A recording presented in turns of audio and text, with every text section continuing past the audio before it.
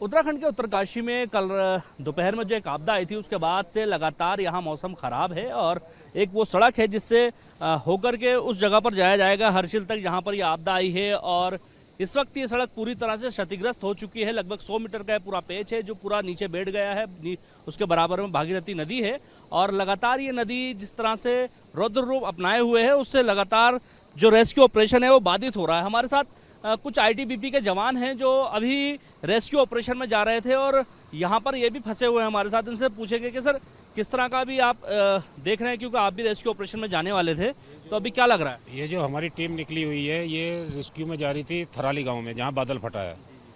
तो रात ब्लॉक हो गया उसमें नेतला में।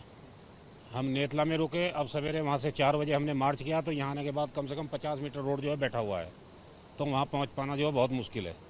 तो इसके बारे में क्या सीनियर्स को बता दिया गया है या प्रशासन को बताया है? उनकी कुछ टीमें आने वाली हैं यहाँ पर? नहीं, पीछे से एक टीम हमारी और निकली हुई है 25 आदमियों की।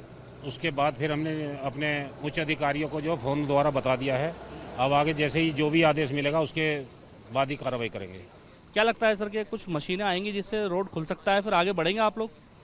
ये मशीन आती है, अगर रोड खुल जाएगा तो हम तो आगे बढ़ने के लिए आए हैं और हमने आगे बढ़ने की पूरी कोशिश हमारी, और रोड थ्रो होने पर हम आगे जाएंगे।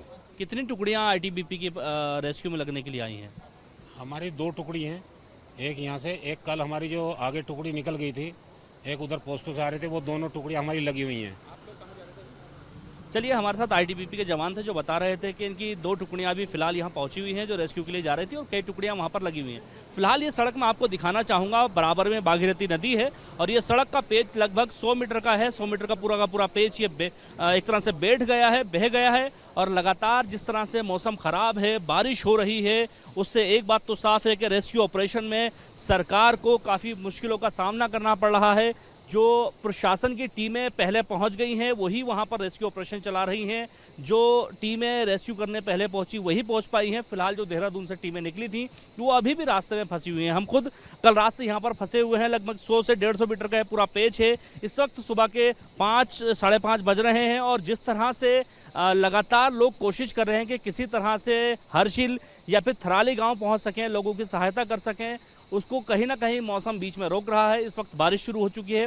बीच में कुछ देर के लिए बारिश रुकी थी, लेकिन जिस तरह से लगातार मौसम खराब है और रेस्क्यू ऑपरेशन में दिक्कतें आ रही हैं, उससे एक बात तो साफ है कि आने वाले समय में रेस्क्यू ऑपरेशन समाप्त करने में काफ़ी समय लग सकता है। जिस तरह से प्रशासन की टीमें बीच में फंसी हुई हैं, खुद ज़िले के ज़िला अधिकारी और तमाम पुलिस के बड़े सीनियर अधिकारी यहाँ पर फंसे हुए हैं। आईटीबीपी की 2-3 टीमें यहाँ पर फंसी हैं।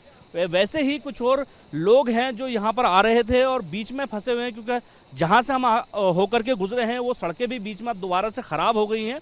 लगातार चट्टानों से पत्थर गिर रहे हैं, लेकिन इस सड़क के ख़राब होने से रेस्क्यू ऑपरेशन में एक बड़ी दिक्कत आएगी, क्योंकि 100 से 150 मीटर का पूरा पेच है जो पूरी तरह से बह गया है। बराबर में भागीरथी नदी जिस तरह से चल रही है, लगातार अपना रौद्र रूप अपनाए हुए है, उससे जो नदी सड़क के किनारे से होकर बह रही है, लगातार नीचे से मिट्टी को काट रही है और सड़क धीरे धीरे न केवल एक जगह बल्कि इस पूरे इलाके में कई जगहों पर सड़क का कटान देखने को मिल रहा है।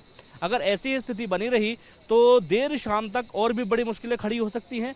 फिलहाल शासन की कई टीमें, प्रशासन की कई टीमें मौके पर रवाना हुई थी, लेकिन बीच में सड़कें खराब होने के चलते रुकी हुई हैं। आईटीबीपी के जवान, सेना के जवान, एनडीआरएफ, एसडीआरएफ के जवान, बीच में इस प्रकार की स्थिति बनी हुई है कि वो लगातार ऐसी जगहों पर फंसे हुए हैं जहां पर सड़कें टूटी हुई हैं।